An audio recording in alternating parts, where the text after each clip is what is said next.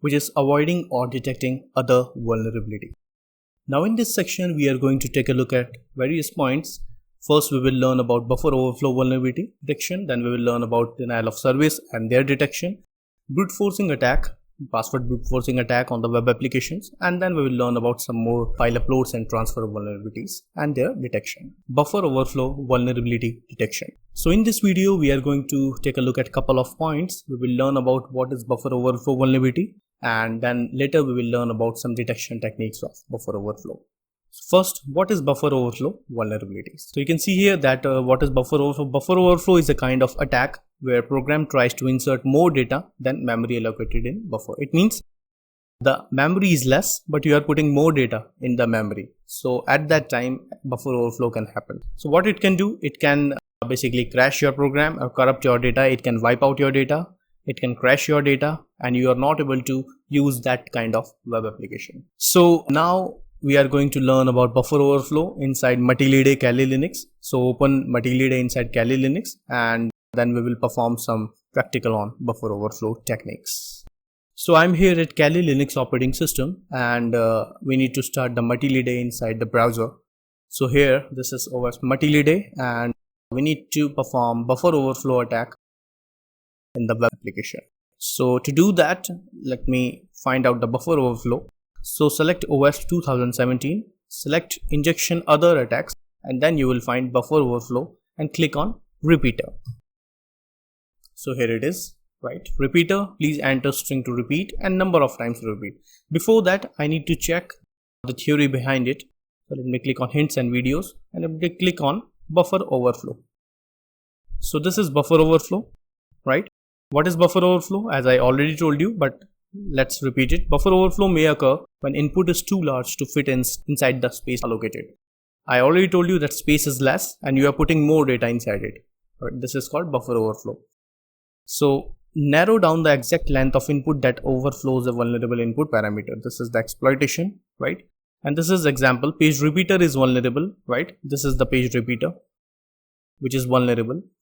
And the times to repeat has some protection and it is cast to an integer. Even if you overflow times to repeat by submitting a value larger than int, the system should cast the number. The thing is quite simple. You can insert any amount of data inside this web page, right? And this should not happen in actual web application. Actual web application should have limitation in the web pages, right? You cannot put more data than integer limit. And if you are able to insert more data than the integer limit, obviously, this is a case of buffer overflow. Alright. Now let me show you how it works. So let me go back to the Matilde. Localhost / Matilde, hit enter. And here you need to select 2017, other, buffer overflow and repeater. So here you can see it is asking that string to repeat. So you need to provide the string here. String means a kind of word.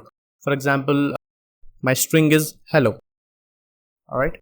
And number of times to repeat. So I can repeat this string millions of times or billions of times if this web application is vulnerable to buffer overflow attack. For example, let me try with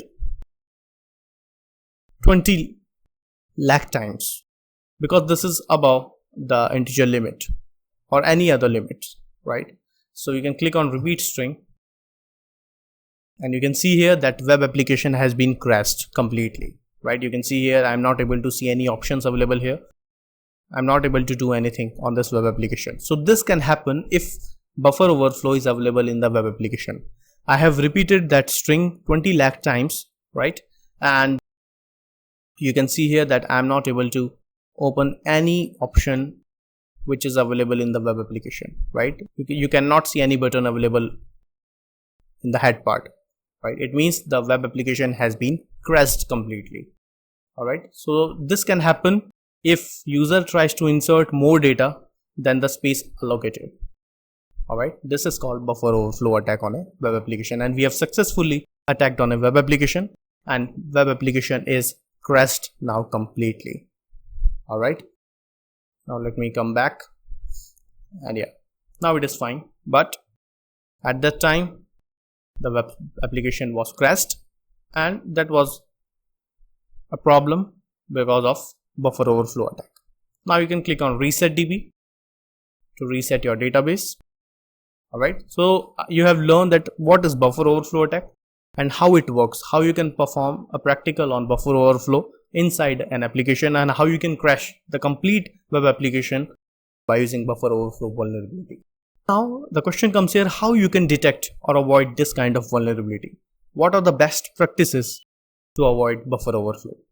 So buffer overflow doesn't happen with every coding language. Absolutely correct, because not each and every programming language is vulnerable to buffer overflow. Some programming languages are vulnerable and some are not. For example, buffer overflow happens in C language. Absolutely correct, it happens in C language. But languages like Java, Python and .NET doesn't allow this kind of vulnerability. So these kind of programming languages are secure for buffer overflow techniques. Input validation. Input validation is really important term, because whatever user is inputting in that web application, first of all, application should test it that the input is valid or not. And after that, it should send it to the web server. Got it? So input validation is really necessary term to avoid buffer overflow inside web applications. So this is all about buffer overflow.